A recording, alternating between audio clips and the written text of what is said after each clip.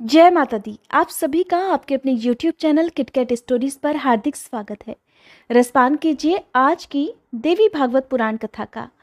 श्री सूत जी महाराज आगे कहते हैं कि घृताची नाम की उस सुंदरी अप्सरा को सामने देखकर व्यास जी बड़ी चिंता में पड़ गए। सोचने लगे कि अब मैं क्या करूं, ये देव कन्या अप्सरा मेरे अनुरूप तो नहीं है। उस समय विचार सागर में निमग्न मुनि को देखकर अप्सरा के मन में आतंक छा गया। वह सोचने लगी कहीं मुनि मुझे शाप न दे दे, इसलिए उसने अपना रूप सुग्गी का बना लिया और डरती हुई वह मुनि के आगे से निकली। अब उसे पक्षी के रूप में देखकर व्यास जी बड़े आश्चर्य में पड़ गए। अप्सरा को देखने के साथ ही मुनि के शरीर में काम का संचार हो गया था। उस समय अग्नि प्रकट करने के विचार से व्यास जी काष्ठ मंथन कर रहे थे। अचानक उस लकड़ी पर ही उनका शुक्र गिर पड़ा, पर वे काष्ठ मंथन करते ही रहे। मुनि के उसी अमोघ शुक्र से सुखदेव जी का आविर्भाव हो गया। व्यास जी के समान ही सुखदेव जी की भी बड़ी भव्य आकृति थी। काष्ठ से उत्पन्न हुए उस बालक ने व्यास जी के मन को आश्चर्यचकित कर दिया। जिस प्रकार यज्ञ में हवि पाने पर अग्नि प्रज्वलित हो उठती है, वैसे ही सुखदेव जी की आकृति चमचमा रही थी। पुत्र को सामने देखकर अब मुनि के आश्चर्य की सीमा नहीं रही। मन में आया कि ये कैसी घटना घट गई। उन्होंने यों विचार किया कि हो न हो ये भगवान शंकर के वरदान का ही प्रभाव है। काष्ठ से प्रकट हुए सुखदेव जी तेज के मूर्तिमान विग्रह ही जान पड़ते थे। अपने तेज से एक दूसरे अग्नि की तरह उनकी आभा चमक रही थी। दिव्य तेज से संपन्न एक दूसरे ग्राहपत्य अग्नि की तुलना करने वाले और परम प्रसन्न पुत्र को जब मुनि ने देखा, तब उन्होंने तुरंत गंगा जी में गोता लगाया और फिर वे पर्वत के शिखर पर आ गए। तपस्वी लोग आकाश से बालक सुखदेव जी पर फूलों की वर्षा करने लगे। व्यास जी ने महात्मा सुखदेव जी के जातकर्म आदि सभी संस्कार संपन्न किए। विश्वावसु, नारद और तुम्बरु आदि प्रधान गंधर्वों के मन में अपार हर्ष हुआ। वे सब सुखदेव जी के दर्शन करने आए और गान करने लगे। काष्ठ से प्रकट इस दिव्य बालक सुखदेव जी के दर्शन पाकर संपूर्ण महाभाग विद्याधरों को असीम आनंद हुआ। उन्होंने स्तुति आरंभ कर दी। हे ब्राह्मणों, सुखदेव जी के धारण करने के लिए दंड, सुंदर कृष्ण मृगचर्म और दिव्य कमंडल और स्वयं आकाश से पृथ्वी पर आ गए। सुखदेव जी बहुत शीघ्र बड़े हो गए। प्रकाश तो उनका जन्म का ही साथी था। जन्म के समय ही रहस्य और संग्रह सहित सभी वेद सुखदेव जी के पास उसी प्रकार विराजमान हो गए जैसे उन्होंने व्यास जी को सुशोभित किया था। हे मुनिवरों, पुत्रोत्पत्ति के समय व्यास जी ने घृतांची अप्सरा को सुग्गी के रूप में देखा था, इसलिए उस बालक का नाम उन्होंने सुखदेव रख दिया। सुखदेव जी ने बृहस्पति जी को विद्या गुरु बनाया। ब्रह्मचर्य के व्रत में कोई भी विधि अधूरी नहीं रही। सभी वेदों और धर्मशास्त्रों का उन्होंने भली भांति अध्ययन कर लिया। फिर गुरु को गुरु दक्षिणा दी। समावर्तन हो जाने पर वे अपने पिता व्यास जी के पास आ गए। पास आए हुए पुत्र को देखकर व्यास जी बड़ी प्रसन्नता से उठे और सुखदेव जी को बारंबार उन्होंने अपने हृदय से लगाया। वे उनका मस्तक सूंघने लगे। कुशल मंगल पूछने के बाद उत्तम विद्याध्ययन के प्रसंग में वार्ता की। तुमने भली भांति विद्या पढ़ ली, ऐसा आश्वासन देकर व्यास जी ने सुखदेव जी को आश्रम पर रख लिया। इसके बाद व्यास जी सुखदेव जी का विवाह करने की बात सोचने लगे। तब उन्होंने सुखदेव जी से भी कहा कि अनघ, तुम तो बड़े बुद्धिमान हो। बेटा, तुमने सभी वेद और धर्मशास्त्र पढ़ लिए, अब विवाह भी कर लो। गृहस्थ बनकर देवताओं और पितरों का यजन करो। पुत्र, विवाह करके मुझे पितृ ऋण से मुक्त करना तुम्हारा परम कर्तव्य है। सुखदेव, तुम बड़े बुद्धिमान हो। तुम्हें गृहस्थाश्रम में रहने पर मुझे महान सुख होगा। बेटा, तुमसे मुझे बड़ी आशा है, उसे तुम्हें पूर्ण करना ही चाहिए। महाप्राज्ञ, अत्यंत कठिन तपस्या करने के बाद तुम अयोनिज का मैंने मुख देखा है। सुखदेव, तुम दिव्य रूप हो, मैं तुम्हारा पिता हूं और मेरी रक्षा तुम करो। श्री सूत जी कहते हैं, इस प्रकार कहने पर पूर्ण वैरागी सुखदेव जी ने अपने पिता व्यास जी से इस प्रकार कहना आरंभ किया कि पिताजी, भला बताइए तो मर्त्यलोक में ऐसा कौन सा सुख है जिसमें दुख ना भरे हो? और पंडित जन तो ऐसे सुख को सुख ही नहीं कहते। महाभाग, विवाह कर लेने के बाद मैं तो स्त्री के वश में हो जाऊंगा। पराधीन हो जाने पर विशेषतः जब स्त्री मुझे अपने काबू में कर लेगी तब मेरे लिए कौन सा सुख रह जाएगा। पिताजी, संभव है लोहे और लकड़ी के यंत्र से जकड़ा हुआ मनुष्य कभी छूट भी जाए, किंतु स्त्री पुत्रमयी श्रृंखला से बंध जाने पर तो वह किसी भी प्रकार मुक्त हो ही नहीं सकता। तब व्यास जी कहने लगे कि पुत्र, ग्रह ना तो बंधनागार है ना बंधन में कारण ही। जिसका मन गृहस्थाश्रम में आसक्त नहीं हुआ वो गृहस्थ होते हुए भी मुक्त हो जाता है। न्यायपूर्वक आए हुए पैसों से वेद की आज्ञा के अनुसार सत्कार्य में लगा रहे, श्राद्ध करे, वेद की आज्ञा के अनुसार सत्कर्मों में लगा रहे, ब्रह्मचारी, सन्यासी और वानप्रस्थ नियम पालन करके सदा गृहस्थ के घर मध्याह्न के बाद भिक्षा के लिए आते हैं, उन्हें श्रद्धापूर्वक अन्न का दान करें और उनके साथ मधुर संभाषण अर्थात वार्ता करने से गृहस्थों को महान धर्म मिलता है, वे कृतार्थ हो जाते हैं। गृहस्थाश्रम से श्रेष्ठ अन्य किसी धर्म को न मैंने देखा है और न कभी सुना ही है। पुत्र, वेद की आज्ञा के अनुसार कार्य करने वाले गृहस्थ को भला क्या नहीं मिल सकता। स्वर्ग, मोक्ष और उत्तम कुल में जन्म उसे सभी सुलभ हो जाते हैं। जिस जिस बात की अभिलाषा होती उसी को वह पा जाता है। तब श्री सुखदेव जी कहने लगे कि पिताजी, गृहस्थाश्रम सदा कष्ट देने वाला है, मैं इसे स्वीकार नहीं करूंगा। शिकार में जानवरों को फंसाने वाली फांसी की तुलना करने वाले इस आश्रम से संपूर्ण प्राणी निरंतर बंधे ही रहते हैं। पिताजी, धन की चिंता में आतुर मनुष्यों को सुख कहाँ दिखाई देता है। निर्धन प्राणी अत्यंत लोभ में आकर अपने में ही मारकाट मचाया करते हैं। इंद्र को भी वैसा सुख नहीं मिलता जैसा एक निष्प्रह भिक्षुक को मिल जाता है। त्रिलोकी की संपत्ति मिल जाने पर इस जगत में दूसरा कोई भी वैसे आनंद का अनुभव नहीं कर सकता। देवराज इंद्र तो स्वर्ग के राजा हैं, किंतु तप करते हुए तपस्वी को देखकर उनका हृदय आज भी दहल उठता है। वे अनेकों प्रकार के विघ्न उसके सामने उपस्थित करने की चेष्टा में लग जाते हैं। महाभाग, आपका मैं औरस पुत्र हूं, ये बात जानते हुए भी सदा दुख देने वाले अत्यंत अंधकारपूर्ण इस संसार में मुझे आप क्यों ढकेल रहे हैं। पिताजी, जन्म के समय, बुढ़ापे में, मृत्युकाल उपस्थित होने पर तथा विष्ठा और मूत्र से व्याप्त गर्भ में रहने पर बारंबार दुख ही दुख तो भोगने पड़ते हैं। तृष्णा और लालच से होने वाला दुख इससे भी अधिक कष्टप्रद है। मानद, मरण से भी बढ़कर दुख वो है जो किसी से याचना की जाए। श्री सूत जी कहते हैं, सुखदेव जी में असीम बुद्धि थी, उनका वेश शांत था, वे मानसिक सन्यासी हो चुके थे। ऐसे सुयोग्य पुत्र के उपर्युक्त बातें कहने पर व्यास जी कहने लगे कि पुत्र, तुम तो बड़े भाग्यशाली हो। मैंने देवी भागवत की रचना की है, इसका अध्ययन करो। वेद तुल्य इस पावन पुराण की संक्षिप्त रूप से रचना हुई है।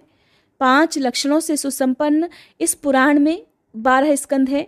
मेरी समझ से ये पुराण संपूर्ण पुराणों का भूषण है।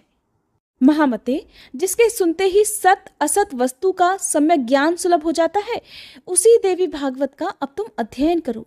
भगवान विष्णु बालक रूप से वटपत्र पर सोए हुए थे।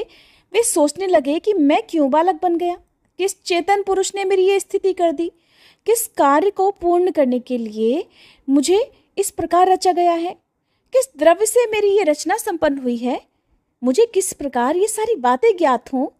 महान पुरुष भगवान विष्णु के मन में यो चिंता की लहरें उस समय उठ रही थी।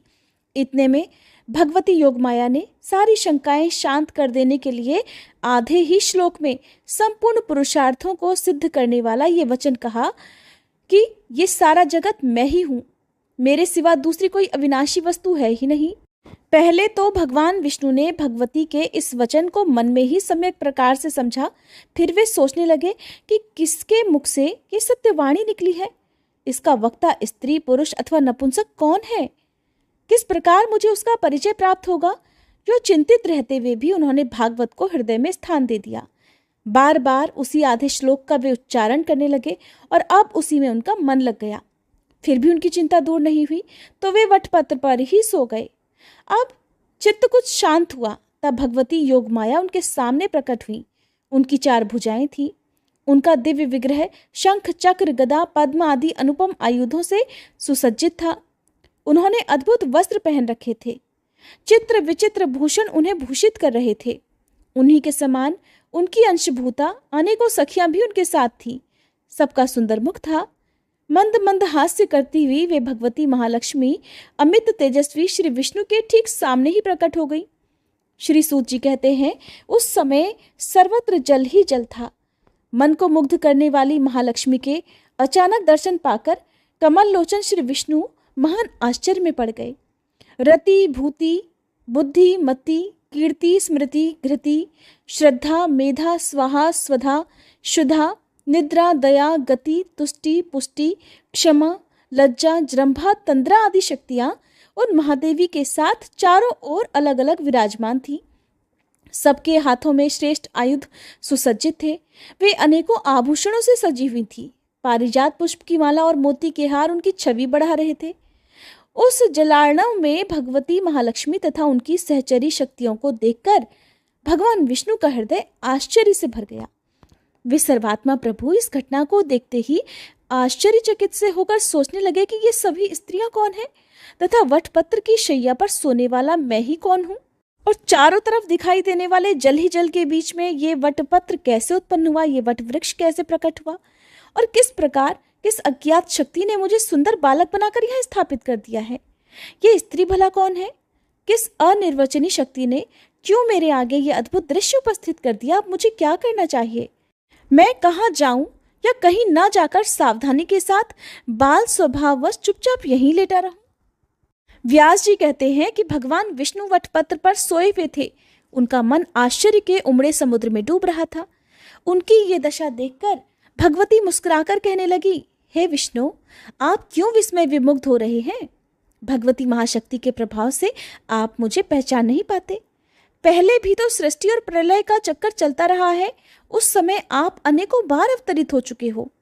वह पराशक्ति निर्गुण है, आप सगुण पर ब्रह्म हो। वैसे ही मैं भी सगुणा शक्ति हूँ, और मेरे विषय में तो इस प्रकार समझना चाहिए कि जो सात्विकी शक्ति है वही मैं हूँ। अभी आपके नाभि कमल से प्रजापति ब्रह्मा जी की सृष्टि होगी। रजोगुण से संपन्न होकर फिर वे संपूर्ण जगत की रचना करेंगे। तपस्या में लीन होने के बाद उन्हें सर्वोत्कृष्ट शक्ति सुलभ होगी। तब वे त्रिलोकी के निर्माण में सफल होंगे। ब्रह्मा जी रजोगुण को धारण करने वाले हैं, इसलिए उनकी सृष्टि भी रजोगुण संपन्न होगी। विलक्षण बुद्धि वाले ब्रह्मा जी पंचभूतों का निर्माण करके उनके भीतर इंद्रियों को, इंद्रियों के संचालक देवताओं को तथा मन को यथा योग्य स्थापित कर अपनी सृष्टि सजाएंगे। इसी से उन्हें कर्ता की उपाधि भी मिली है। महाभाग, और आप इस विश्व की रक्षा का काम संभालना। क्रोध के आवेश में आने पर आपकी भौहों के बीच से रुद्र का अवतार होगा। उन्हें तामसी शक्ति प्राप्त होगी। महामते, फिर तो वे रुद्र ही कल्प के अंत में इस सृष्टि का संहार करेंगे।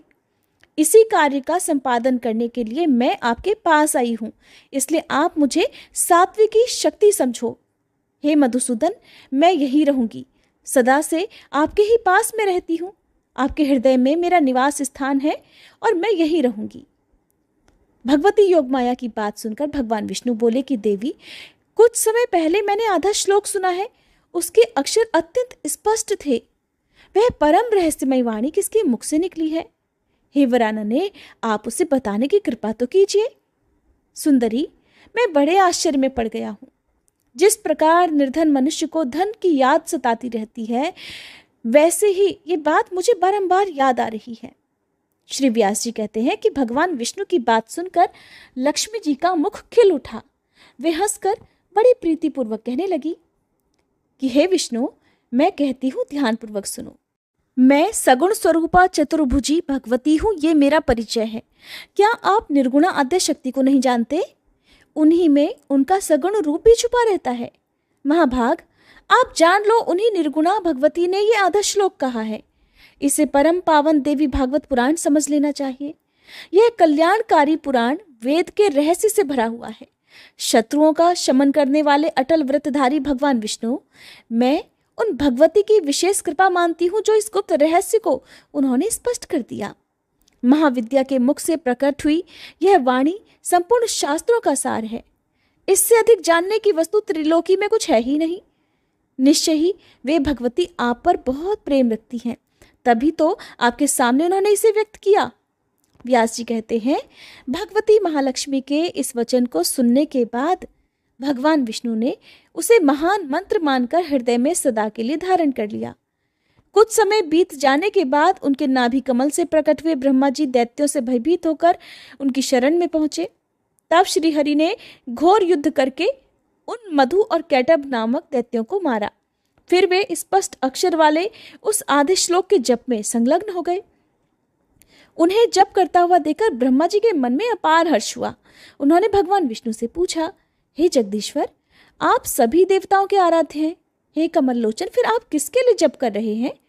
आपसे अधिक आदर पाने का अधिकारी देवता भला कौन है, जिसका स्मरण करके आपका हृदय आनंद में निमग्न हो रहा है? तब भगवान विष्णु बोले, महाभाग, क्रिया कारण आदि लक्षणों से संपन्न जो शक्ति आप में और मुझ में विराजमान है, उसे कल्याण स्वरूपा भगवती आद्य शक्ति समझो, जिनके आधार पर इस अगाध जल में ये सारा जगत स्थित है, जो सदा विराजमान रहकर साकार रूप से अपनी लीला प्रकट करती हैं तथा जिनसे ये चराचर अखिल विश्व उत्पन्न हुआ है, सदा प्रसन्न रहने वाली वे ही भगवती महाशक्ति मनुष्यों का उद्धार करने के लिए अवतरित हुई हैं। वरदान देना उनका स्वभाव ही है। वे परम विद्या स्वरूपिणी सनातनी देवी हैं। विश्व का उद्धार करने के लिए ही उनका प्राकट्य होता है। व्यास जी कहते हैं, ब्रह्मा जी भगवान विष्णु के नाभि कमल पर विराजमान थे। वहीं उन्होंने उस आधे श्लोक को याद कर लिया। इसके बाद अपने अमित बुद्धिशाली पुत्र नारद जी को उन्होंने इसकी शिक्षा दी। नारद जी ने उसे मुझे पढ़ाया। फिर मैंने 12 स्कंधों में विशद रूप से इसकी व्याख्या की। महाभाग, उसी वेद तुल्य पुराण का अब तुम अध्ययन करो। सर्ग उपसर्ग आदि 5 लक्षणों से परिपूर्ण वह पुराण भगवती जगदम्बिका की उत्तम कथाओं से सुसज्जित है। उसके सभी भाग तत्वज्ञान के रस से भरे हुए हैं। संपूर्ण पुराणों में वह श्रेष्ठ माना जाता है। उसमें वेद के सिद्धांत भरे हैं। वृत्तासुर के वध की कथा तथा अन्य भी अनेकों कथाओं का उसमें वर्णन हुआ है। संसार रूपी समुद्र से उद्धार करने वाला वह पुराण ब्रह्म विद्या का तो भंडार ही है। महाभाग, तुम योग्य और प्रतिष्ठित पुरुष हो। तुम्हें अनुपम बुद्धि प्राप्त है। इसलिए इस परम पावन देवी भागवत नामक पुराण के अध्ययन में उद्यत हो जाओ। इसमें 18,000 श्लोक हैं। ये प्रशंसनीय कल्याणकारी पुराण श्रोताओं और वक्ताओं को सुखी बनाता, शांति प्रदान करता, दीर्घायु तथा पुत्र और पौत्र से संपन्न करता है। ये धर्मात्मा सूत मेरे शिष्य हैं। इस मंगलमय पवित्र पुराण का तुम्हारे साथ ही ये भी अध्ययन करेंगे। श्री सूत जी कहते हैं, इस प्रकार व्यास जी ने अपने पुत्र शुकदेव जी को तथा मुझे देवी भागवत का उपदेश दिया। इसकी उन्होंने जो विस्तृत व्याख्या की, उसके सभी विषय मैंने याद कर लिए। व्यास जी के पावन आश्रम पर रहकर मैंने देवी भागवत का अध्ययन किया। तब भी अन्य लोगों की तरह शुकदेव जी के हृदय में शांति नहीं आई। वे एकांत में रहने लगे। उनके मन की व्याकुलता दूर हो ही नहीं सकी। ऐसा लगता था मानो उन्हें कुछ भूल सा गया हो। उनकी न भोजन में विशेष रुचि होती, न ही उपवास में। इस प्रकार शुकदेव जी को चिंतित देखकर व्यास जी ने उनसे पूछा कि पुत्र, तुम निरंतर इतने चिंतित क्यों रहते हो? तुम्हारे मन में क्यों इतनी व्याकुलता आ गई पुत्र? जिस प्रकार निर्धन मनुष्य ऋण से दबकर सदा उसी की चिंता में लीन रहता है, तुम्हारी भी इस समय ठीक वही दशा हो रही है। पुत्र, मैं तुम्हारा पिता वर्तमान हूँ। फिर भला तुम्हें ऐसी कौन सी चिंता सवार हो गई? अगर मेरे कहने से तुम्हारे मन को शांति ना मिले तो तुम जनक जी, जिसके रक्षक हैं, उस मिथिलापुरी में चले जाओ। वहाँ राजा जनक प्रसिद्ध धर्मात्मा, जीवन मुक्त और बड़े सत्यवादी हैं। महाभाग, वे तुम्हारा अज्ञान अवश्य दूर करेंगे। पुत्र, तुम उन नरेश के पास जाकर अपनी शंका दूर कर लो। व्यास जी के ऐसे वचन सुनकर शुकदेव जी उनसे कहने लगे कि धर्मात्मन, ये बात तो मेरे मन में बिल्कुल दंभ सी लग रही है कि राजा जनक बड़ी प्रसन्नता से राज्य करते हुए भी जीवन मुक्त हैं। पिताजी भला जो राज्य करता है वो कैसे विदेह हुआ? इसलिए अब मैं उन महाराज को देखना चाहता हूँ कि जल में रहकर भी कमल पत्र की तरह उससे अछूत रहने वाले वे जगत में भला कैसे रह पाते हैं। पिताजी, जिसे भोग लिया गया है वह अभुक्त रह जाए और जिसे कर लिया गया है वह अकृत रह जाए, ये कैसे हो सकता है?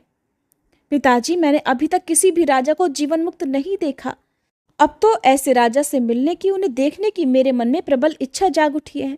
इसलिए अब अपना संदेह दूर करने के लिए मैं मिथिलापुरी जा रहा हूँ।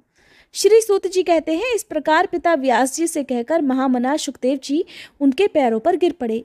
हाथ जोड़कर जाने की इच्छा प्रकट करते हुए कहने लगे कि महाभाग, मेरे पूछने पर आपने जो आज्ञा दी वो मुझे स्वीकार है। इसलिए जनक जी द्वारा सुरक्षित विदेह नगर देखना मुझे महान अभीष्ट हो गया। अब मुझे ये निश्चय करना है कि राजा जनक बिना दंड दिए कैसे राज्य का भार संभालते हैं, क्योंकि अगर शासन उठा दिया जाए तो प्रजा में धार्मिकता का आना असंभव है। धर्म की रक्षा होने में दंड ही कारण है, अर्थात बिना दंड दिए सभी धर्म का पालन कर ही नहीं सकते। ये मनु आदि महर्षियों की सतत घोषणा है। पिताजी, फिर ये नियम कैसे लागू रह सका, यही मेरे मन को विशेष संदिग्ध कर रहा है। मेरे मन में इसके प्रति भारी शंका है। सूत जी कहते हैं, सुखदेव जी के मन में जाने की इच्छा उठ चुकी थी। अपने ऐसे परम ज्ञानी और दृढ़ वैरागी पुत्र को देखकर व्यास जी ने उन्हें हृदय से लगा लिया और कहने लगे, बेटा सुखदेव, तुम्हारा कल्याण हो, तुम दीर्घायु रहो। पुत्र, तुम तो बड़े बुद्धिमान हो, मेरे सामने सच्ची प्रतिज्ञा करके आनंद पूर्वक अब जा सकते हो। वहां जाकर मेरे उत्तम आश्रम पर वापस अवश्य ही लौट कर आना और कहीं किसी प्रकार कहीं और मत चले जाना। तुम्हारे मुख कमल को देखकर फिर मैं सुख से अपना जीवन बिता सकता हूँ। पुत्र, तुम्हारे आंखों से ओझल हो जाने पर तो मुझे बहुत दुख भोगना पड़ेगा, क्योंकि मेरे प्राण तो तुम ही में हैं। जनक जी के द्वारा अपने संदेह दूर करने के बाद तुरंत ही यहाँ आ जाना। श्री सूत जी कहते हैं, व्यास जी के इस प्रकार कहने पर सुखदेव जी ने उनके चरणों में मस्तक झुकाया, परिक्रमा की और उसी क्षण इतनी तेज गति से चल पड़े मानो धनुष से छूटा हुआ बाण हो। उन्हें जाते समय रास्ते में अनेकों समृद्धशाली देश, वन, वृक्ष, फले फूले खेत और तप करने वाले तपस्वी, मंत्र की दीक्षा से सुशोभित यजमान आदि मिले। अनेक प्रकार के धर्म देखने में आए। उन्हें देखते ही महामते सुखदेव जी क्रमशः सुमेरु पर्वत और हिमालय को पार करके मिथिला जा पहुंचे। धन धान्य से परिपूर्ण उस उत्तम नगरी में जाने पर उन्होंने देखा कि सभी प्रजा तो सुखी है, चारों ओर सदाचार का पालन हो रहा है। फाटक पर द्वारपाल था, उसने रोककर कहा कि आप यहाँ कौन हैं, कहाँ से पधारे हैं, कहिए किस कार्य से आपका आना हुआ।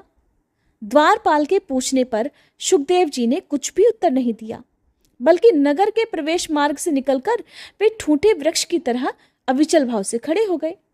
उनका मन आश्चर्य से मुग्ध हो गया था, मुख पर हंसी छा गई। वे अचल खड़े रहे और एक भी शब्द उनके मुंह से नहीं निकला। उनको इस प्रकार खड़ा देखकर द्वारपाल ने कहा, हे ब्राह्मण, कहिए, कहीं आप गूंगे तो नहीं हैं? आप किस लिए यहाँ पधारे हैं? मेरी तो ऐसी समझ है कि बिना किसी काम का कहीं किसी को जाना होता ही नहीं। हे ब्राह्मण देवता, महाराज की आज्ञा हो जाने पर आप इस नगरी में जा सकते हैं। अज्ञात कुल और शील वाला मनुष्य किसी भी प्रकार इस नगरी में जाने का अधिकारी नहीं है। मानद, आप निश्चय ही महान तेजस्वी और वेद के अच्छे विद्वान जान पड़ते हैं। अपना वंश और अपना आने का उद्देश्य मुझे बताने के बाद आप अपनी इच्छा अनुसार इस पुरी में पधारने की कृपा करें। तब श्री सुखदेव जी कहने लगे, अरे द्वारपाल, तुम्हारा क्या दोष है? तुम तो सदा के लिए ही परतंत्र हो।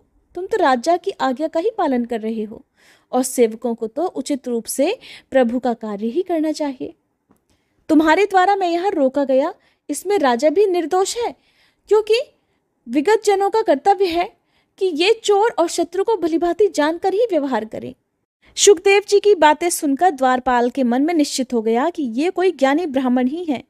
इसलिए उसने राजा के भव्य भवन में पधारने के लिए मुनि से प्रार्थना की। सुखदेव जी मिथिला का दृश्य देखते हुए आगे बढ़े। वह नगरी 3 प्रकार के मनुष्यों से खचाखच भरी हुई थी। रत्न राशियों से भरी पूरी अनेकों दुकानें थी। खरीदने और बेचने वाले बहुत सारे थे। जहां कहीं भी देखो विपुल संपत्ति ही दिखती थी। 3 प्रकार के प्राणियों पर नजर डालते हुए सुखदेव जी चल रहे।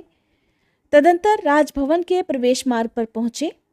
वे इतने तेजस्वी थे मानो दूसरे सूर्य ही हों। वहां भी द्वारपाल ने उन्हें रोक दिया। तब वे लकड़ी की तरह बिल्कुल चुपचाप स्थिर वहां खड़े हो गए। उन महातपस्वी मुनि ने वहीं एक निर्जन स्थान में शाखा विहीन वृक्ष की तरह स्थिर होकर समाधि लगा ली। उनकी दृष्टि में तो धूप और छाया में कोई अंतर था नहीं। कुछ समय के बाद हाथ जोड़े हुए राजमंत्री वहां आए और सुखदेव जी को राजभवन की दूसरी ड्योढ़ी विलास भवन में ले गए। वहां अद्भुत और मनमोहक दिव्य वृक्ष फूलों से सुशोभित हो रहे थे। राजमंत्री ने वृक्षों के साथ ही उस वन को भी उन्हें दिखाने की व्यवस्था की। इसके बाद सुखदेव जी का विधिवत आतिथ्य सत्कार किया गया। राजा की सेवा में तत्पर रहने वाले गाने और बजाने में परम प्रवीण बहुत सी सुंदरियां वहां पर थीं। देश और काल के अनुरूप अनेकों प्रकार की भोजन सामग्री उपस्थित करके उन्हें प्रसन्न करने की उन्होंने चेष्टा की। इसके बाद राजभवन के अंदर रहने वाली स्त्रियां मिली और वे मुनि को अंतःपुर का मनोहर वन दिखलाने लगी। अब सुखदेव जी का मन मोहित हो गया। सुखदेव जी बड़े सुंदर थे और उनकी बोली भी अत्यंत मधुर थी। फिर भी मुनि को जितेंद्रिय मानकर वे उनकी मर्यादित सेवा करती रहीं। पवित्र आत्मा सुखदेव जी उन स्त्रियों को माता के समान मानते थे। जो आत्मचिंतन में सुख मानता है और जिसने काम क्रोध पर विजय प्राप्त कर ली हो, उसे किसी भी स्थिति में न तो हर्ष होता है न ही दुख। इसलिए स्त्रियों की चेष्टाएं देखते हुए भी सुखदेव जी शांत मन से ही विराजे रहे। स्त्रियों ने उनके शयन के लिए सुंदर शैया तैयार कर दी। उस पर बहुमूल्य बिछौने बिछे हुए थे और सजाने वाली अनेकों वस्तुएं वहां पर उपस्थित थीं। सुखदेव जी ने पैर धोए और सावधान होकर हाथ में कुशा लेकर वे सायंकाल की संध्या अर्थात पूजा करने बैठ गए। संध्या के पश्चात वे ध्यान मग्न हो गए। उनकी एक पहर रात तो संध्या और ध्यान में बीत गई। इसके बाद 2 पहर तक सोकर वे उठ गए। रात का अंतिम चौथा पहर फिर ध्यान में बीता। इसके बाद उन्होंने स्नान किया। प्रातःकाल के संध्या वंदन आदि कार्य करके फिर वे निश्चिंत हो गए। श्री सूत जी कहते हैं कि इसके बाद सुखदेव जी के आगमन का समाचार पाकर राजा जनक अपने मंत्रियों सहित गुरुपुत्र को आगे करके उनके पास गए। उन्हें उत्तम आसन पर बिठाया, भली भांति अवभगत की, कुशल मंगल पूछा। दूध देने वाली गऊ उनके सामने उपस्थित कर दी। सुखदेव जी ने महाराज जनक के किए हुए सत्कार को नियमानुसार स्वीकार कर लिया। राजा से भी उन्होंने कुशल मंगल पूछी और उनसे अपना शुभ समाचार कह सुनाया। कुशल प्रश्न होने के बाद व्यास नंदन सुखदेव जी सुखदायी आसन पर बैठ गए। उनका चित्त शांत था। तब राजा जनक ने उनसे पूछा कि महाभाग, आप बड़े निष्प्रह महात्मा हैं। मुनिवर, किस काम से आपका यहाँ पधारना हुआ, बताने की कृपा कीजिए। तब श्री सुखदेव जी बोले, महाराज, पिता व्यास जी ने मुझसे कहा कि तुम विवाह कर लो, क्योंकि सभी आश्रमों में उत्तम गृहस्थ आश्रम ही है। परंतु उनकी आज्ञा को बंधन कारक मानकर मैंने उसे स्वीकार नहीं किया। उन्होंने फिर ये कहा कि ये बंधन नहीं है, तब भी मैंने उनकी बात नहीं मानी। मेरा मन विविध तरह की कल्पनाओं में उलझने लगा। मेरे मन की दशा को समझकर मुनिवर व्यास जी बोले, तू मिथिला चला जा, शोक मत कर। वहां राजा जनक रहते हैं। वे याज्ञिक पुरुष और जीवन मुक्त हैं। विदेह नाम से उन्हें सारा संसार जानता है। वहां पर वे अकंटक राज्य करते हैं। राज्य का भार संभालते हुए भी वे माया के बंधनों से मुक्त हैं। परम तपस्वी पुत्र, फिर तू क्यों डरकर वन वृत्ति स्वीकार करना चाहता है? महाभाग, राजा जनक की स्थिति देखकर अपने मानसिक अंधकार को दूर करके तुझे विवाह अवश्य ही कर लेना चाहिए। और अगर मेरी बात पर विश्वास ना हो तो खुद जाकर उन महाराज से पूछ ले। वे राजा जनक जी तेरे मानसिक संदेह का निवारण कर देंगे। पुत्र, उन राजा की बात सुनकर शीघ्र मेरे पास लौट आना। महाराज, इस प्रकार अपने पिता की आज्ञा मानकर मैं आपकी पुरी में आ गया हूँ। आप तो निष्पाप पुरुष हैं। मैं संसार के बंधन से मुक्त होना चाहता हूँ। मुझे बताइए कि मुझे क्या करना चाहिए। राजन, तप, तीर्थ, व्रत, यज्ञ, स्वाध्याय, तीर्थ व्यास या फिर ज्ञान, इन साधनों में से किसका आश्रय लेने से मुक्ति सुलभ होती है, ये कहने की कृपा करें। तब राजा जनक ने कहा कि सुनिए, मोक्ष मार्ग का अनुसरण करने वाले ब्राह्मण को चाहिए कि पहले उसका यज्ञोपवीत संस्कार हो, फिर विद्या पढ़ने के लिए वह गुरु के यहाँ रहे। वेद और वेदांत का अध्ययन हो जाने पर गुरु को गुरु दक्षिणा दे, उसका समावर्तन हो, फिर वह विवाह करके गृहस्थ आश्रमी बन जाए, मन पर अधिकार रखे। इसके अलावा दूसरा कोई विधि विधान उसके लिए लागू नहीं होता। संतोष रखे, दूसरे की आशा न करे, मन में पाप को न ठहरने दे, अग्निहोत्रादि करता रहे, सदा सत्य बोले, पवित्र रहे, पुत्र और पौत्र हो जाने पर वानप्रस्थ हो जाए, तपस्या करके काम क्रोध आदि 6 शत्रुओं पर विजय प्राप्त कर ले। इसके बाद पुत्र के पास रहने के लिए स्त्री की व्यवस्था कर दे, अर्थात पुत्र का विवाह कर दे। न्यायपूर्वक संपूर्ण अग्नियों को अपने आधान करके चौथे आश्रम में पैर रखे। धार्मिक भावना मन से कभी दूर न होने दे, अर्थात भक्ति से कभी दूर न रहे।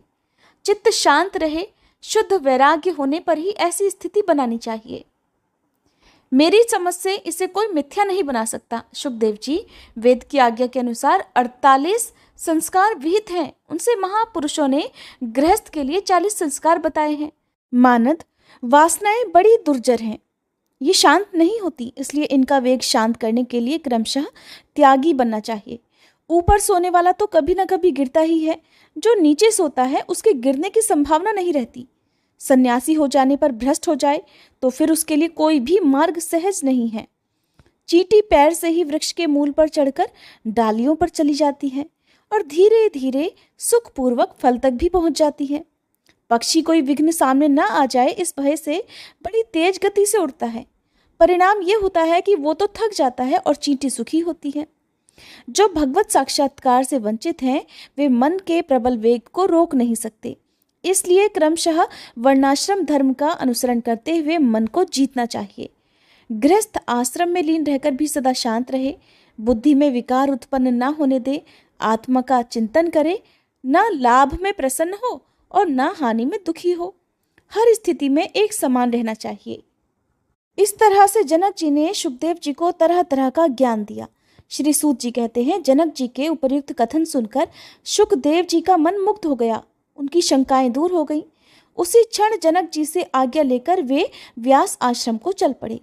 अपने पुत्र को आते देखकर व्यास जी के सुख की कोई सीमा ही नहीं रही। उन्होंने सुखदेव जी को गोद में बिठा लिया, मस्तक सूंघा, फिर उनकी कुशल मंगल पूछी। इसके बाद सुखदेव जी अपने पिता के पास ही उनके सुंदर आश्रम में रहने लगे। वे वेदाध्ययन में सफलता पा चुके थे। सभी शास्त्रों का सम्यक प्रकार से उन्होंने अध्ययन भी कर लिया था। राज्य करते हुए भी राजा जनक की जो स्थिति थी उसे देखकर सुखदेव जी के मन को बड़ी शांति मिली। अब पिता के आश्रम में रहना उन्हें अभीष्ट हो गया। पितरों की एक सौभाग्यवती कन्या थी। उस सुंदरी कन्या का नाम था पीवरी। योग पथ के पथिक होते हुए भी सुखदेव जी ने उसे अपनी पत्नी बनाया। उस कन्या से उन्हें 4 पुत्र हुए, कृष्ण, गौरप्रभ, भूरी और देवश्रुत। कीर्ति नाम की एक कन्या हुई। परम तेजस्वी सुखदेव जी ने विभ्राज कुमार महामना अणु के साथ उस कन्या का विवाह कर दिया और उसके श्रीमान ब्रह्मदत्त पुत्र हुए। सुखदेव जी के दौहित्र ब्रह्मदत्त बड़े प्रतापी राजा हुए, साथ ही वे ब्रह्मज्ञानी भी थे। कितने समय तक वहां रहकर नारद जी ने उन्हें ब्रह्म ज्ञान का उपदेश दिया था। ज्ञान की पराकाष्ठा पर पहुंचकर ब्रह्मदत्त ने सर्वोत्कृष्ट योग मार्ग का अनुसरण किया। नारद जी की कृपा से वे बहुत शीघ्र मुक्तिप्रद ज्ञान के अधिकारी हो गए। फिर सुखदेव जी ने अपने पिता व्यास जी का साथ छोड़कर कैलाश के सुरम्य शिखर पर जाने का निर्णय किया। वहां उन्होंने अविचल समाधि लगा ली। परम सिद्धि मिल जाने पर उनका आसन शिखर से ऊपर उठ गया। आकाश में वे इस प्रकार चमकने लगे मानो महान तेजस्वी सूर्य चमक रहे हों। सुखदेव जी के ऊपर उठते समय पर्वत का शिखर फटकर 2 भागों में बट गया। हवा की तरह तेज गति से वे आकाश में चले तो उत्पातों की भरमार हो गई। ऋषिगण ने उनका स्तवन करना प्रारंभ कर दिया। उस समय सुखदेव जी तेजस्वी होने के कारण आकाश में एक दूसरे सूर्य के समान अत्यंत प्रकाशित होने लगे। उधर व्यास जी को ये सब देखकर बड़ा दुख हुआ। उनके मुख से बार बार हे पुत्र ये शब्द निकल रहा था।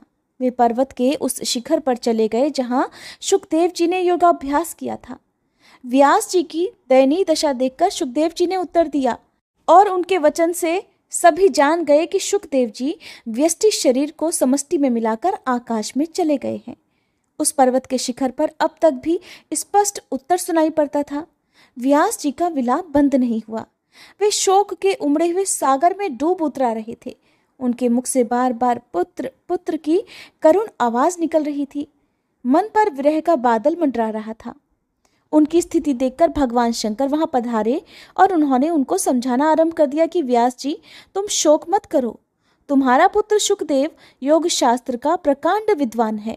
उसे वह उत्तम गति सुलभ हुई है जिसे अकृतात्मा कभी पा ही नहीं सकते। तुम तो स्वयं विज्ञ पुरुष हो, इसलिए सुखदेव जी के विषय में तुम्हें कुछ भी चिंता नहीं करनी चाहिए। पुत्र, ऐसे योग्य पुत्र की प्राप्ति से तो तुम्हारी कीर्ति विस्तृत हो गई है। तब शंकर जी के वचन सुनकर व्यास जी कहने लगे, हे देवेश, मैं क्या करूं, विवश हो गया हूं। पुत्र को देखने से अतृप्त मेरे नेत्र अब भी उसे देखने के लिए छटपटा रहे हैं। महादेव जी कहने लगे कि तुम्हारे पुत्र के मन को अत्यंत मुग्ध करने वाली छाया तुम्हें निकट ही दिखाई पड़ेगी। महान तप करने वाले मुनिवर, उस प्रतिबिंब को देखकर तुम अपना मन शांत कर लेना। श्री सूत जी कहते हैं, फिर तो सुखदेव जी का परम प्रकाशमान प्रतिबिंब शीघ्र ही व्यास जी को दिखाई देने लगा। मुनि को वर देकर भगवान शंकर तो वहीं अंतर्ध्यान हो गए और उनके अंतर्ध्यान होने के बाद व्यास जी अपने आश्रम में वापस चले आए। ऋषियों ने पूछा, परम सिद्धि प्राप्त करके सुखदेव जी के पधार जाने पर देव शिरोमणि व्यास जी ने फिर क्या किया, इससे विस्तार पूर्वक हमें बताने की कृपा कीजिए। श्री सूत जी कहते हैं, असित, देवल, वैशंपायन, जैमिनी और सुमंतु प्रभृति अनेकों शिष्य व्यास जी के पास रहकर वेदाभ्यास करते थे और वे सभी पहले ही आज्ञा लेकर पृथ्वी पर धर्म का प्रचार करने चले गए थे तथा पुत्र सुखदेव जी का अंतरिक्ष में निवास हो गया। ये सब देखकर व्यास जी के मन पर शोक की घटा घिर आई। उन्होंने वहां से चलने का विचार कर लिया। इतने में उन्हें निषाद कन्या अपनी पुण्यवती माता सत्यवती याद आ गई। उन्होंने उन्हें गंगा के तट पर छोड़ दिया था। उस समय वे अत्यंत शोकाकुल थी। माता सत्यवती की दयनीय दशा याद आने पर महातेजस्वी मुनिवर व्यास जी उस पर्वत शिखर को छोड़कर अपनी जन्मभूमि पर आ गए। आकर निषादों से पूछा कि पुण्यमयी माता कहाँ गई। उन सबने उत्तर दिया कि वह कन्या राजा शंतनु को सौंप दी गई है। इसके बाद दाशराज ने प्रसन्नतापूर्वक व्यास जी का आतिथ्य सत्कार किया। फिर तो व्यास जी सरस्वती नदी के सुरम्य तट पर अपना आश्रम बनाकर वहीं रहने लगे। उनकी तपस्या आरंभ हो गई। राजा शांतनु बड़े प्रतापी राजा थे। उन्होंने सत्यवती के गर्भ से 2 पुत्रों को जन्म दिया। वनवासी जीवन बिताते हुए भी व्यास जी उन दोनों पुत्रों को भाई मानकर बड़े सुखी थे। अब कथा को थोड़ा आगे बढ़ाते हैं, जिसमें राजा जन्मेजय ने व्यास जी से पूछा कि प्रभु, अब आप मुझे देवी भगवती के चरित्र का वर्णन करने की कृपा कीजिए, क्योंकि उसे सुनने के लिए मेरा मन अत्यंत उत्कंठित है, मैं अत्यंत उत्सुक हूँ। तब व्यास जी कहने लगे, राजन सुनो, भगवती के चरित्र का विस्तार पूर्वक वर्णन करता हूँ। महामते, श्रद्धालु और शांत पुरुष को जो भगवती की कथा नहीं सुनाता, उसे प्रचंड मूर्ख ही समझना चाहिए। पूर्व समय की बात है। धरती पर महिषासुर नाम का एक राजा था। उसके शासनकाल में देवताओं और दानवों में बड़ी भीषण लड़ाई ठन गई थी। राजन, महिषासुर ने अत्यंत कठिन तप किया था। सुमेरु पर्वत पर जाकर उसने कठिन तपस्या की थी। देवता उसकी तपस्या देखकर अत्यंत आश्चर्य में पड़ गए थे। 10,000 वर्षों तक वह अपने इष्ट देव का अपने हृदय में ध्यान करता रहा। महाराज, इसके बाद उसके आराध्य देव लोक पितामह ब्रह्मा जी प्रसन्न हो गए। वे हंस पर विराजमान होकर वहां आए और बोले, हे धर्मात्मन, वर मांगो, मैं तुम्हारा मनोरथ पूर्ण करने के लिए तत्पर हूँ। तब महिषासुर ब्रह्मा जी से कहने लगा, देवाधिदेव, हे महाभाग ब्रह्मा जी, मैं आपसे अमर हो जाने का वरदान चाहता हूँ। पितामह, जिस प्रकार मृत्यु का भय सामने ना आए, वैसा ही वर देने की कृपा कीजिए।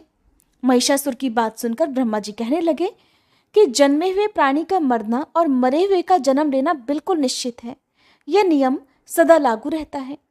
सभी प्राणियों की जन्म लेने और मरने की क्रिया अनिवार्य रूप से सदा चलती रहती है।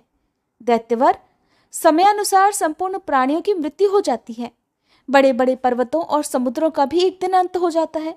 इसलिए राजन, एक मृत्यु के विषय को छोड़कर दूसरा जो कुछ भी तुम्हारे मन में जचे वो वर मुझसे मांग लो। तब महिषासुर बोला, पितामह, देवता, दैत्य और दानव, इनमें से किसी भी पुरुष से मेरी मृत्यु कभी ना हो। कोई स्त्री ही मुझे मार सके। इसलिए हे ब्रह्मा जी, स्त्री के हाथ मेरा मरण निश्चित करने की कृपा कीजिए। पर जो स्वयं अबला है वो मुझे मारने में भला समर्थ कैसे हो सकेगी। तब ब्रह्मा जी कहने लगे, दैत्येंद्र, ठीक है, जब कभी भी स्त्री के द्वारा ही तुम्हारी मृत्यु निश्चित हो। महाभाग महिषासुर, पुरुषों के हाथ तुम कभी नहीं मर सकोगे। ये वरदान मैं तुम्हें देता हूँ। व्यास जी कहते हैं, राजन, इस प्रकार महिषासुर को वरदान देकर ब्रह्मा जी अपने आश्रम के लिए प्रस्थान कर गए। वह प्रतापी दैत्य महिषासुर भी बड़ी प्रसन्नता से अपने घर लौट गया। अब राजा जन्मेजय ने पूछा, महिषासुर किसका पुत्र था? उस महाबली दैत्य की उत्पत्ति कैसे हुई थी? और एक महान आत्मा होते हुए भी उसे महिष का रूप कैसे मिल गया था?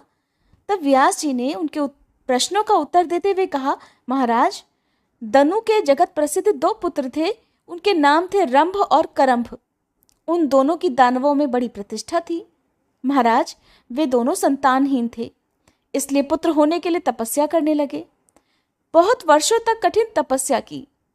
पंचनद के पावन जल में तपस्या आरंभ हुई। करंभ जल में डूबकर बड़ी कठिन तपस्या करने लगा। रंभ प्रशस्त दूध वाले वटवृक्ष के नीचे गया और पंचाग्नि की व्यवस्था करके तपस्या में लीन हो गया। जब रंभ पंचाग्नि तापता हुआ और साधन में तत्पर हो गया, तब उन दोनों दैत्यों की स्थिति का पता लगने पर शचीपति इंद्र महान दुखी हो गए। वे स्वयं पंचनद पर पहुंचे। ग्रह का वेश धारण करके उन्होंने जल में प्रवेश कर लिया और तपस्या करते हुए करंभ के पैर उन्होंने पकड़ लिए। उनके इस प्रयास से दुराचारी करंभ की जीवन लीला समाप्त हो गई। अपने भाई की मृत्यु का समाचार सुनकर रंभ के क्रोध की सीमा नहीं रही। उसके मन में ऐसी इच्छा हुई कि अपना मस्तक काटकर अग्नि को भेंट कर दूं। इसलिए उसने सहसा बाएं हाथ से अपने सिर की चोटी पकड़ी और दाहिने हाथ में तीखी तलवार लेकर उसने अपने मस्तक को धड़ से अलग कर देना चाहा। इतने में ही उसे समझाने के लिए अग्निदेव वहां प्रकट हुए। अग्निदेव ने रंभ से कहा, दैत्य, तुम में तो बड़ी मूर्खता भरी हुई है, तभी तो अपना मस्तक काटने को तैयार हो गए हो। भला आत्महत्या जैसे अत्यंत अधर्म कर्म में तुम्हारी प्रवृत्ति कैसे हो गई? भक्त, तुम्हारा कल्याण हो, मुझसे वर मांग लो। मन में जो भी इच्छा हो मुझसे मांग सकते हो, लेकिन अपने शरीर का त्याग मत करो। इस प्रकार प्राण त्याग करने से भी भला तुम्हारा कौन सा कार्य सिद्ध हो सकेगा? व्यास जी कहते हैं, अग्निदेव की वाणी बड़ी सरस थी। उसे सुनकर रंभ ने अपनी चोटी छोड़ दी और कहने लगा, देवेश, अगर आप प्रसन्न हैं तो मुझे अभीष्ट वर देने की कृपा कीजिए। मैं त्रिलोकी पर विजय पाने वाला पुत्र चाहता हूँ। मुझे ऐसा पुत्र चाहिए जिसके प्रयास से शत्रु की सेना अपने प्राणों से हाथ धो बैठे। देवता, दानव और मनुष्य कोई भी किसी भी प्रकार उसे पराजित ना कर सके। वो अपनी इच्छा के अनुसार जहाँ कहीं हो जा सके, उसमें असीम शक्ति हो, अपनी इच्छा के अनुसार रूप धारण कर सके, सब लोग उसके चरणों में मस्तक झुकाएं। तब अग्निदेव ने रंभ से कहा, बहुत अच्छा, तुम्हारी ये इच्छा अवश्य पूर्ण होगी। महाभाग, तुम्हें वैसा ही पुत्र होगा। अब आत्महत्या का विचार छोड़ दो। महाभाग रंभ, जिस सुंदरी भार्या पर तुम्हारा मन डिग जाए, उसी के गर्भ से महान पराक्रमी पुत्र तुम्हें प्राप्त होगा। व्यास जी कहते हैं, अग्निदेव का वचन मन को प्रसन्न कर देने वाला था। उनकी बात सुनकर दैत्यवर रंभ ने चरणों में उनके मस्तक झुका दिया और फिर वह अपने स्थान की ओर चल दिया। रंभ का स्थान संपूर्ण समृद्धियों से भरा पूरा था। वहां अनेकों यक्ष मौजूद थे। पशु भावापन्न राक्षस तो था ही, काम भाव से एक महिषी पर उस दानवराज की दृष्टि पड़ गई। उस समय वह भैंस भी जवानी के मद में चूर थी। रंभ उस पर आकर्षित हो गया और होनी तो बड़ी प्रबल है। इस प्रकार वह महिषी गर्भवती हो गई। एक समय की बात है, कोई एक दूसरा भैंसा उस भैंस पर टूट पड़ा, इसलिए उस भैंसे को मारने के लिए रंभ स्वयं सामने आ गया और उसके ऊपर झपटा। वह बलवान भैंसा भी कामांध था। उसने तुरंत अपने सींगों से रंभ पर चोट पहुंचानी शुरू कर दी। उसके सींग बड़े तीखे थे। उस भैंसे ने उन तीखे सींगों के द्वारा रंभ के हृदय में बड़ी गहरी चोट पहुंचा दी। इससे वह दानव मूर्छित होकर धरती पर गिर पड़ा और उसके प्राण पखेरु उड़ गए। अपने स्वामी रंभ के मर जाने पर वह बेचारी महिषी भय से अत्यंत घबराकर वहां से भाग चली। बड़ी तेजी से वह एक वट वृक्ष के नीचे जाकर यक्षों की शरण में चली गई। उसके पीछे लगा हुआ वह भैंसा भी वहीं पहुंच गया। बल के अभिमान में तो वो चूर था ही। यक्षों ने देखा कि वह महिषी अत्यंत कातर होकर अपनी आंखों से आंसू गिरा रही है और भय से उसका कलेजा कांप रहा है। साथ ही पीछे दौड़कर आता हुआ भैंसा भी उन्हें दिखाई दिया। इसलिए उस भैंस की रक्षा करने के लिए यक्ष भैंसों का सामना करने के लिए तत्पर हो गए। अब उस भैंसे के साथ उन यक्षों का रोमांचकारी युद्ध छिड़ गया। यक्ष बाण बरसाने लगे। एक ऐसा बाण लगा कि उससे आहत होकर वह भैंसा तुरंत प्राणहीन होकर धरती पर गिर पड़ा। रंभ यक्षों का परम प्रेमी था, इसलिए उन्होंने उसके मृतदेह को लेकर दाह संस्कार करने के लिए चिता पर रख दिया। पति के मृत शरीर को चिता पर देखकर उस महिषी के मन में भी निश्चित विचार हो गया कि मैं भी अपने पति के साथ ही सती हो जाऊं। यक्षों के रोकते रहने पर भी उसके विचार में जरा भी परिवर्तन नहीं हुआ और वह जलती हुई चिता में बैठ गई। उसने अपने प्रेमी पति को अपने हृदय से लगा लिया। उसी समय चिता के मध्य भाग से महाबली महिषासुर निकल आया। पुत्र पर कृपा करने वाला स्वयं ब्रह्म भी एक दूसरा शरीर धारण करके रक्त बीज के रूप में चिता से बाहर निकला। इस प्रकार महिषासुर और रक्त बीज इन दोनों की उत्पत्ति महाबली रंभ से ही हुई। इसके बाद मुख्य मुख्य दानव एकत्र हुए और उन्होंने महिषासुर को वहां की राजगद्दी पर अभिषिक्त कर दिया। राजन, महिषासुर देवताओं, दानवों और मानवों सबसे अवध्य था, अर्थात कोई भी उसका वध नहीं कर सकता था। महाराज, महिषासुर के जन्म और उसको मिले हुए वरदान का यही प्रसंग है। जय माता दी। आज की कथा समाप्त हुई। इसके आगे का वृतांत आप अगले अध्याय में सुनेंगे। उम्मीद है ये वीडियो आपको पसंद आई होगी।